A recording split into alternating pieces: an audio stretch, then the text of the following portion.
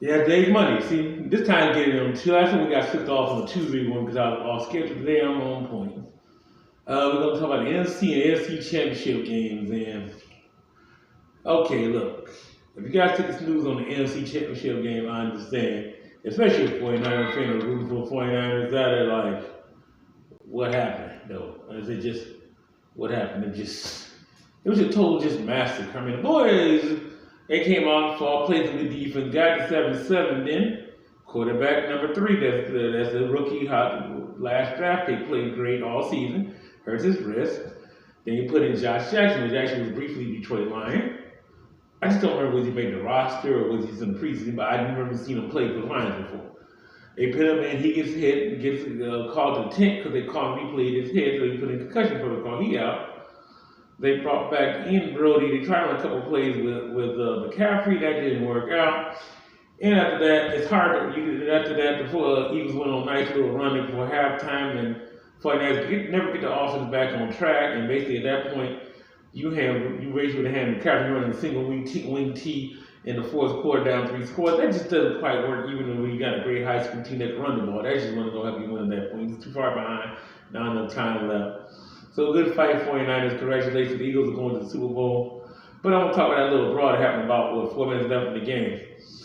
And once again, it's almost like a typical high school game. Teams up big, you got nothing else. You lost, you know your season over with. This is it.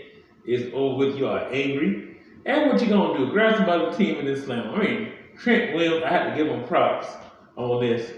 I mean, literally, he could join the Wrestling Federation with that little choke slam. I was just like, wow. Just like, wow. That's what I'm going to say to that. So basically, yeah.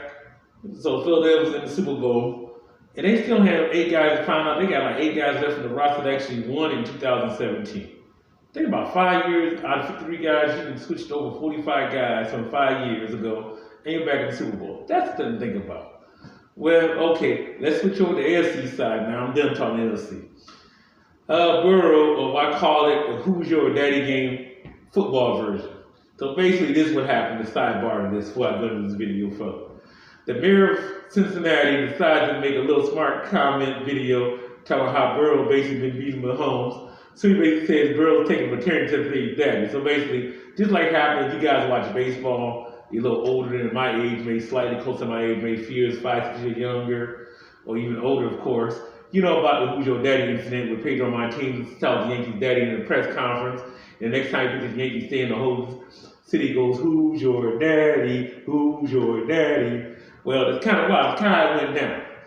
But see, my whole thing with that is like, you never, ever give anybody bulletin board material in a very critical championship game. It will come back to bite you. That's exactly what happened.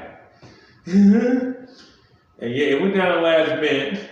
And yes, there was a couple suspicious things, particularly in the third quarter. The 3rd and 9 call that wasn't called, and the holding on defense.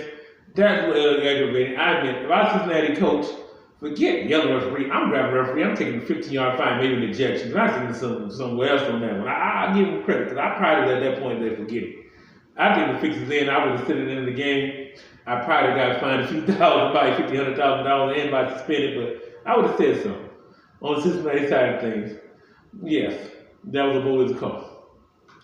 Now Mahomes ran out the pocket and getting hit late on that last drive when it would have set up only a 60-yard field goal with seconds left. Now you put them in like basically, and the field goal kicker pretty much most any NFL for 99% most popular field goal kicker range. Heck, high school kicker, pretty good high school kicker could make that field goal. Heck, middle school field goal kicker could probably make that one, a great one at least at that level. So you turn it from almost to a 60-yard shot to go to the Super Bowl to a 40-some-yarder. Look here. I don't remember the guy that made the hit, but that was not a smart play. And even in back in I was back at the NFC championship game, the same thing happened. Like, don't take a shot on the quarterbacks here. They're gonna get hit, they run more. But I'll actually make another video next week talking about the Pro Bowl and my Super Bowl prediction. I'm not gonna say nothing yet on that. I was gonna do that comparison, but I have to give Patrick Mahomes back to Kansas City mad props. Number one, they got at least like 5, 6 sacks on Burrow. They had him on a run all day. And Joe Burrow's cool. I mean, he keeps Joe cool. You don't see him panic, sweat. He's about there, okay, guy, open, not open. He keeps his head up downfield. I've seen this even back at LSU. He hasn't really not changed in NFL. Except one thing, his offensive line is a bit suspect. The Kansas City defense, I've never seen them play this good all year, but boy, it was tough. Matter of fact, both teams on one prize I will give, neither team could run the ball that game. They shut down the running game, their quarterback was over the top. And Mahomes did have that one really weird fumble, but other than that, I gotta give Patrick Mahomes credit. Like I said, he on one bad ankle, he's run down fine on his ankle, and he know he gonna probably get hit trying to get out of bounds. And he took that hit, and he took it like a champ. And they got the 50-yard penalty and won the game-winning field goal. What can I say? It was a great game, other than a few sufficient things about the refereeing. Yes, I admit to that. There's some things I've questioned too. Even some commentators out saying it kind of sidebarred around it. One of the Jim said maybe it was stop fixing Kansas City. I don't know how to go far to say that. I'll say this much. A couple guys on that officiating crew should not be doing Super Bowl 57. Okay. But that was definitely better than 2 championship games. Let's face it, the 49ers and Eagle game was a total letdown. Dude, I was doing other stuff during the fourth quarter. Again, I was kind of tweeting out to see the interesting happen. Broad, I saw that move was pretty much one more first down, kneel down. So at that point, cool. So, any further thoughts, comments? I'm done for this week. We're going to blast it off next week, with the Pro Bowl preview of this, a review of this flag football game they're going to play. And then here goes one thought though on that though. So I'm going next week. So we don't have an actual real meaningful football game. It's an all-star game. Which Manning brothers is a better coach? So I sign off here. Just a little more food thought. Which Manning brothers is a better coach? Anybody has a thought, comments, concerns?